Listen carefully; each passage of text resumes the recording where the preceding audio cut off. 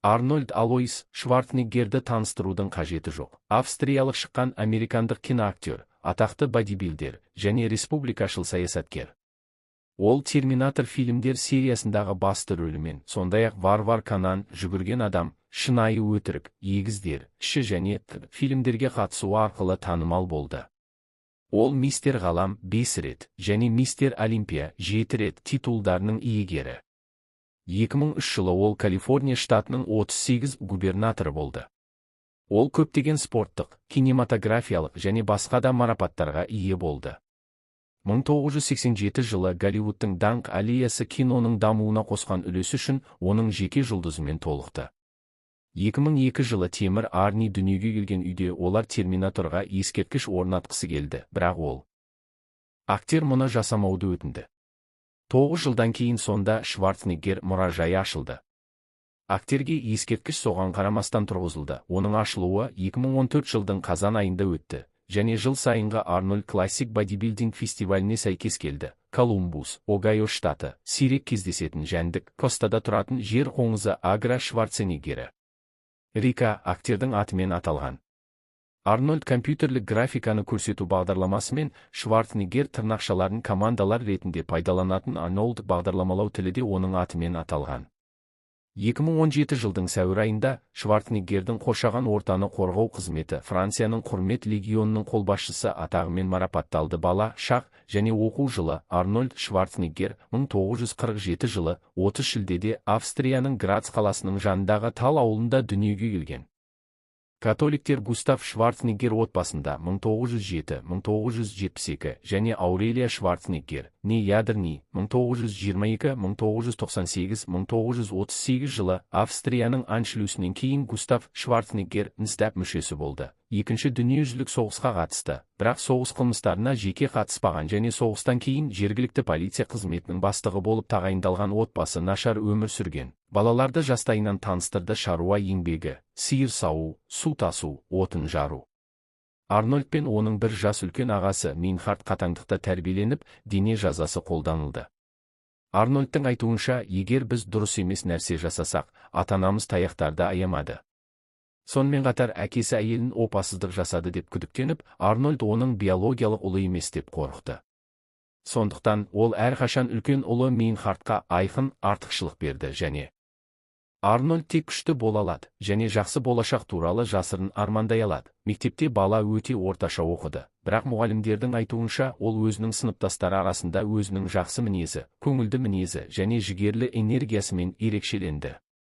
Әкесі әрқашан ұлдарының көп спортпен айналысуын талап ететін, және оның қысымымен Арни бірден бірнеше пән бойынша жаттыға бастады. Бала 14 жаста болған кезде футбол жаттықтырушысы оны Грацтағы спорт залға апарды. Ал штанганы алғаш көтергеннен кейін Арнольд футболды бірден бодибилдингке айырбастады. Мен арық бала едім, бірақ көп жылдар бойы спортпен айналысқанымның арқасында мен жақсы дамығанмын, сондықтан күш жаттығуларын бірден бастай алдым деп есіне алды ол.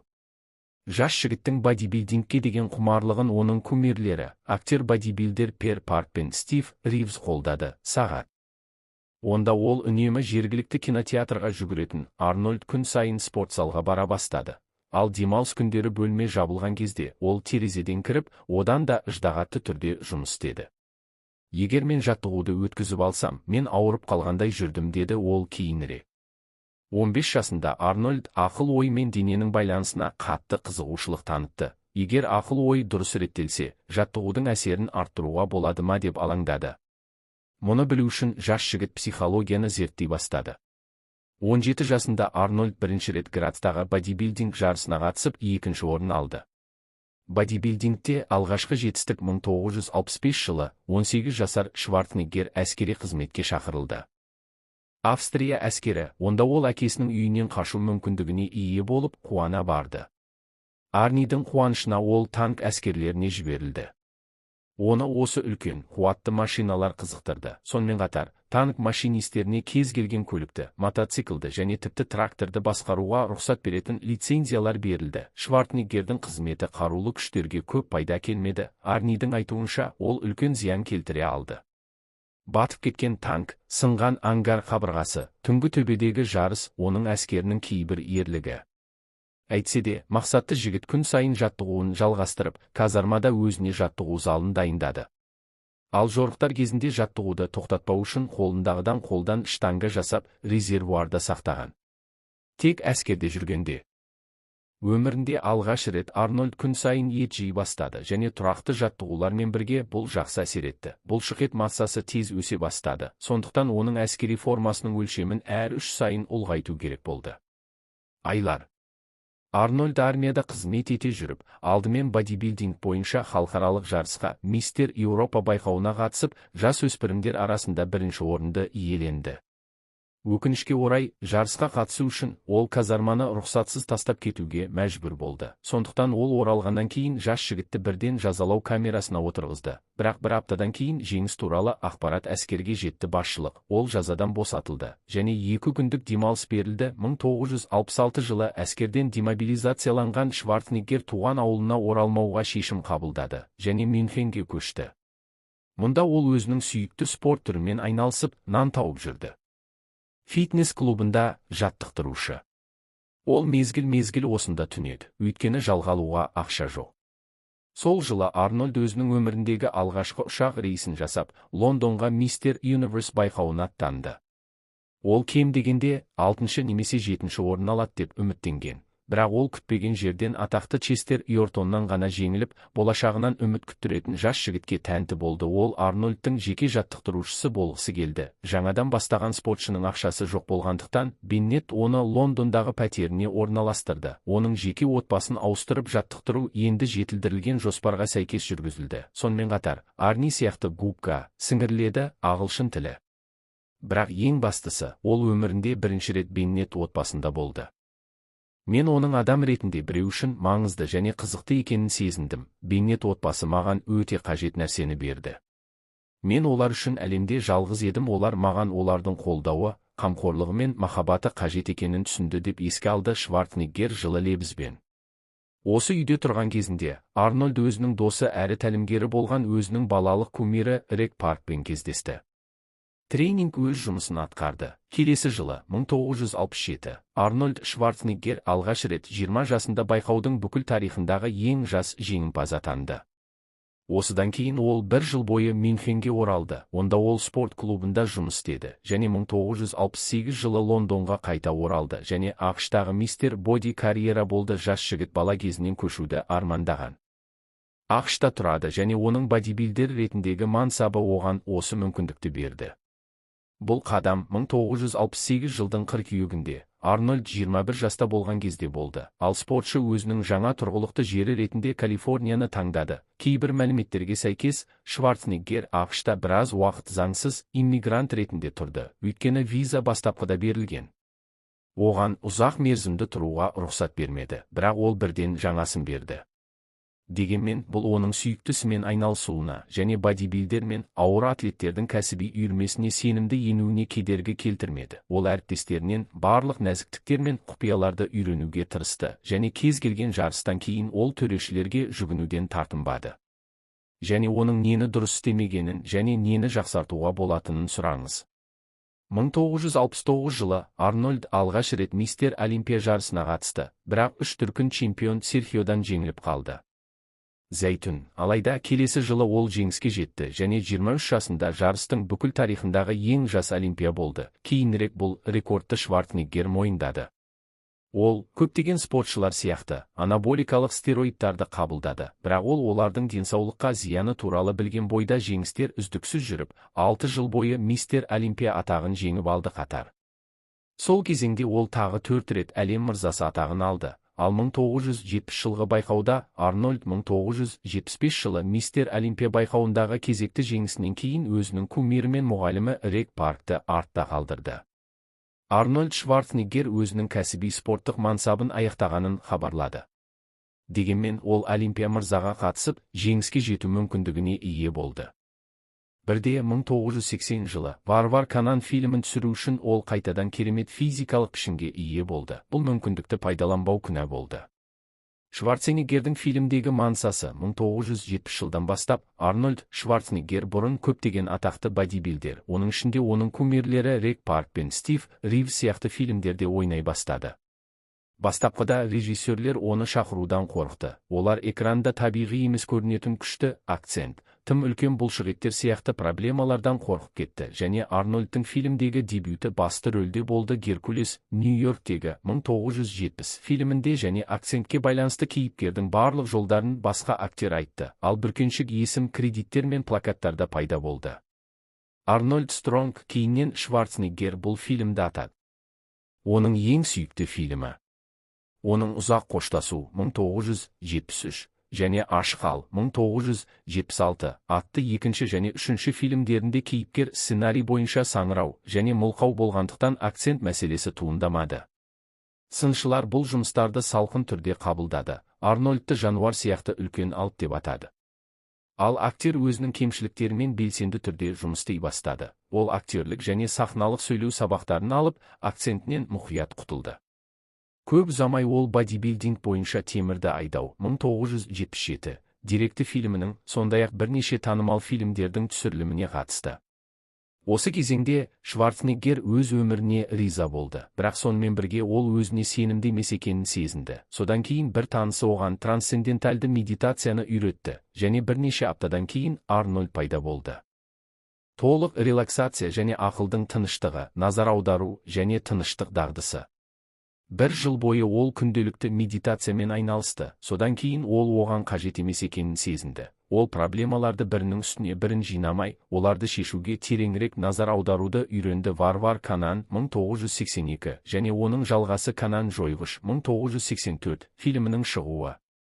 Қара сиқыршылармен күресіп, жабайы аңдарды қолға үйретіп, әйелдерді бағындыратын тозбайтын көне жауынгердің бейнесі көпшіліктің көңілінен шығып, Шварценеггер ақыры супер жұлдыз ретінде қабылдана бастады. Кейбір сыншылар оны өткір қылышпен жалықтыратын ет деп сипаттағанымен, ол көптеген жастардың пұтына айналды. Терминатор 1984 фантастикалық экшн фильмі қашан шықты? Болашақтағы киборг өлтірушінің жарқын бейнесі есте қалатыны сонша, Терминатор сөзі тұрмыстық сөзге айналды. Шварценеггер экшн фильмдеріндегі және ғылыми фантастикадағы жалғыз қаһарманның, қысқа қайраткердің рөлін мықтап бекітті, және дәл осындай рөлдерде ол Командо 1985, Жүгірген адам 1987 сәтті фильмдерінде көпшілік алдында пайда болды. Жыртқыш 1987, Қызыл жылу 1988, толық еске түсіру 1990 дегенмен үнсіз қаданың бейнесі. Бұлшықеттер уақыт өте келе Арнольдқа салмақ түсіре бастады. Ол актер ретінде бай екенін және көп нәрсеге қабілетті екенін дәлелдегісі келді. Осы мақсатта ол комедияларда ойнай бастады, және оларда кем емес органикалық болып шықты. Арнольд Шварценеггердің қатысуымен бірінші комедия «Егіздер» 1988 фильмі болды. Онда оның серіктесі тамаша Дэнни де Витой болды. Арнольд гонорардан толығымен бас тартты. Бұл фильмге қатысқан үшін оның өзінің жаңа қырын көрсету мүмкіндігінен оның моральдық қанағаттануы соншалық. Одан кейін Джейми Лидің қатысуымен «Балабақша полициясы» 1990 шынайы өтірік комедиялары сәтті шықты. Кертис 1994 фильм актерге ең жақсы би және ең жақсы сүйіспеншілік үшін 2 алтын глобусты әкелді. Дэнни Девито мен Эмма Томпсон ойнаған кіші 1995 фильм алтын глобус номинациясын әкелді.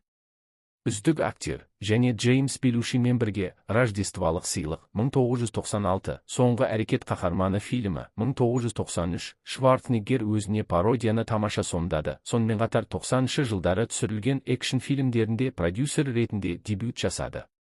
Оның актерлік ойында нәзік актерлік юмор мен өзін-өзі иронияда пайда бола бастады. Соның арқасында образдар әлдеқайда жарқын болып шықты.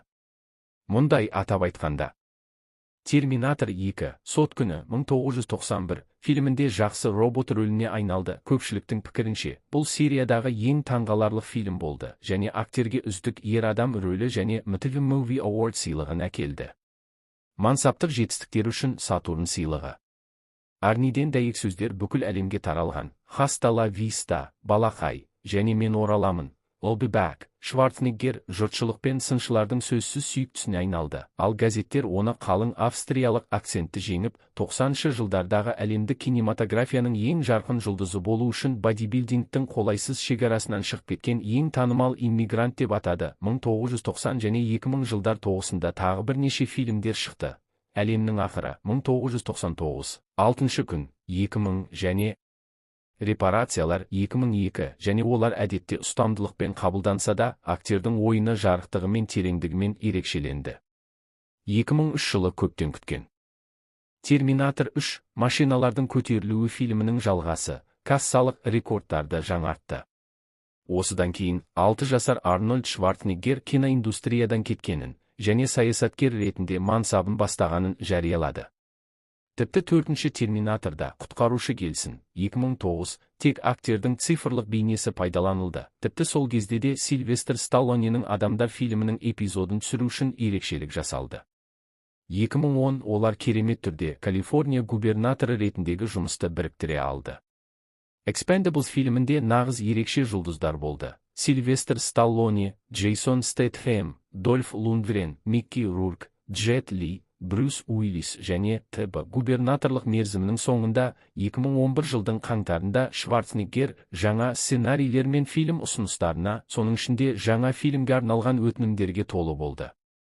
Терминатор және жыртқыш және жүгірген адам ремейктері, алайда ол алдымен губернатор анимациялық сериалындағы басты кейіпкердің дауысын шығаруға келісті, содан кейін шығарылатындар экшн фильмінде шағын рөлді сомдады.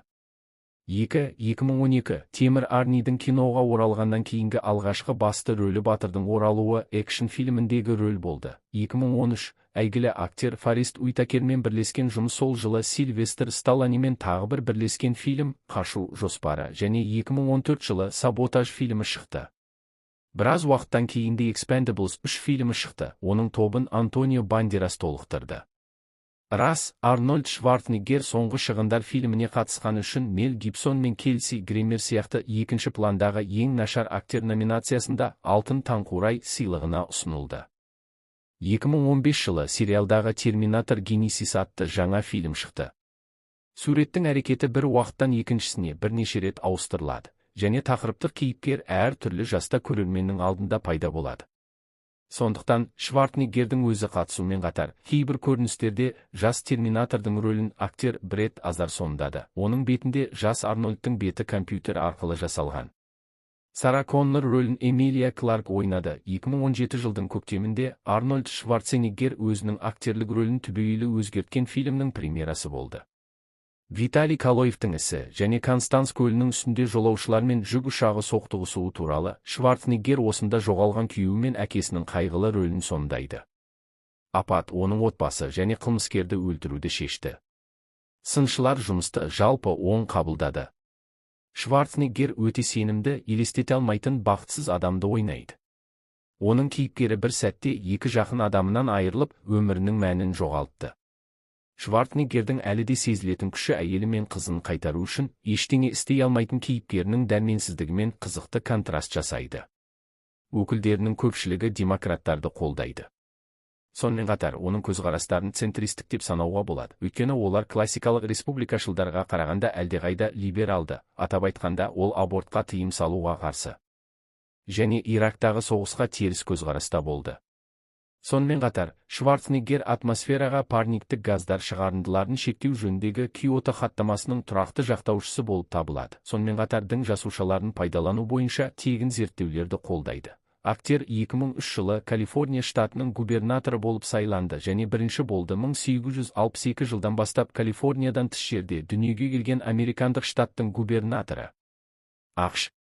Бұл лауазымға көптеген үміткерлердің ішінде ол ең танымал және танымал адам болды, бірақ екінші жағынан, оның мемлекеттік саясатта тәжірибесі жоқ еді. Баспасөз Шварценеггерге губернатор атағын берді. Губернатор және терминатор сөздерін біріктіреді. Оны жүгірген адам деп атады. Тіпті әзілдеп губернаторлық науқанды түсіріліммен салыстырды.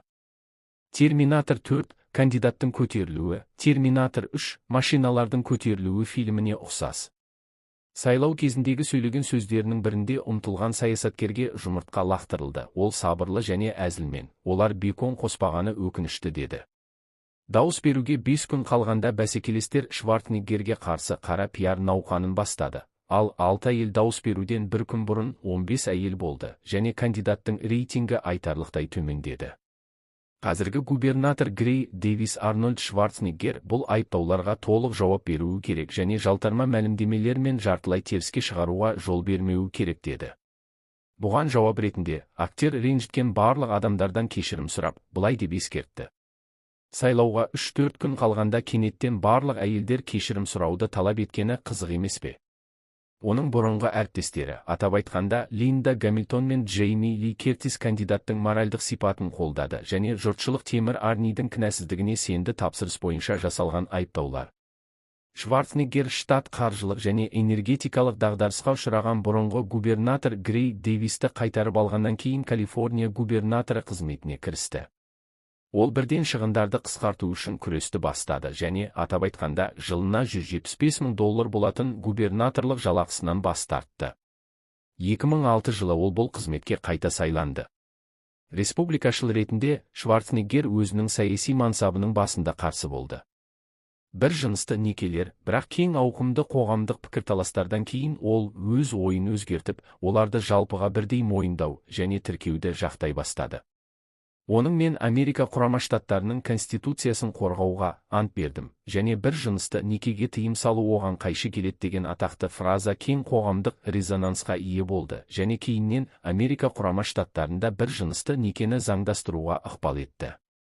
Экономикалық дағдарысты еңсеру өте қиын болды, өйткені халық барлық ұсынылған үнемдеу шараларына қарсы болды. Салықты көтеру әрекеті референдумда сәтсіз аяқталды, ал кәсіподақтар мемлекеттік қызметкерлердің санын қысқарту идеясына қарсы шықты. Әр жылға арналған бюджетті қабылдау шайқастармен болды, ал 2008 жылғы жаһандық дағдарыс Калифорнияға әсіресе қатты әсер етті.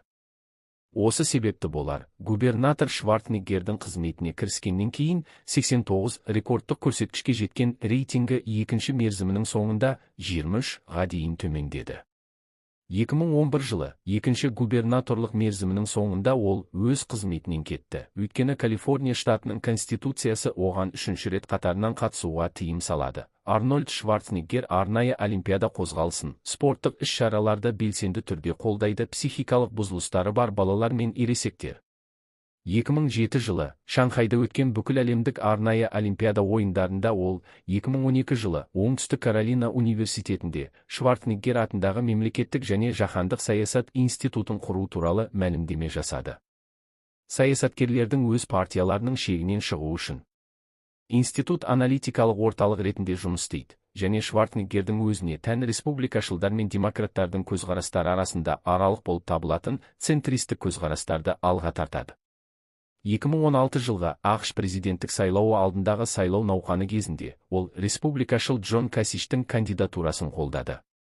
Алайда басқа республикашыл Дональд Трамп Касичтің орнына президенттік бәсекенің финалына шыққаннан кейін Шварценеггер оған дауыс беруден бас тартқанын мәлімдеді. Бұл 1983 жылдан бері ол штаттардың азаматтығын алған кезден бастап республикашыл кандидатты қолдамаған. Бизнес карьера. Арнольд Шварценеггер кино және саясатпен қатар бизнесте тамаша табысқа жетті. Ол 1968 жылы өзінің жеке ісін алғаш рет бодибилдер Франко Коломбомен бірге тас қалаушылар командасын ұйымдастырған кезде ашты. Бұл бизнестің өркендеуіне 1971 жылғы Сан-Фернандо жер сілкінісі және одан кейінгі құрылыс және қалпына келтіру жұмыстарының серпіні айтарлықтай ықпал етті. Осы бизнестен түскен табыс Шварценеггер мен Коломбо жаңа бизнеске, бодибилдинг пен фитнеске арналған нұсқаулары бар пошталық жабдық пен кассетаға инвестиция салды. Кейінірек Арнольд бизнестен түскен табыстың барлық үлесін және ақшалай сыйлықты жинады және тұрғын үй құрылысына алғашқы инвестициясын жасады. Бұл жақсы табыс әкелді және кейіннен актер бірқатар жылжымайтын мүлік холдингтерінің тұрақты инвесторы болды. Менің бизнес ұстаздарымның бірі. Инвестиция деп ол Дональд Трамп деп атайды. Бірақ Шварценеггер өзін-өзі тәрбиелеумен және басқалардың тәжірибесін зерттеумен шектелмеді, және 1979 жылы Висконсин университетінде экономика бакалавры дәрежесін алды. 1989 жылдан бастап Шварценеггер жыл сайын Огайо штатында мыңдаған спорт түрлерімен айналысатын өзінің Арнольд спорт фестивалін өткізеді. Сала мамандары үлкен жәрмеңкеге жиналады. 1992 жылдан 1998 жылға дейін ол Санта-Моникадағы Счиадзе мейрамханасына ие болды, бірақ кейін оны сатты. Шварценеггердің қаржысының негізгі бөлігін оның Oak Productions компаниясы басқарады. Ол арқылы роялти мен киностудиялардың пайыздары бейне ойындарды, комикстерді сатудан түседі. Және ТББ актер мен саясаткердің жиынтық байлығы 900 миллионнан астам ақш долларына бағаланады.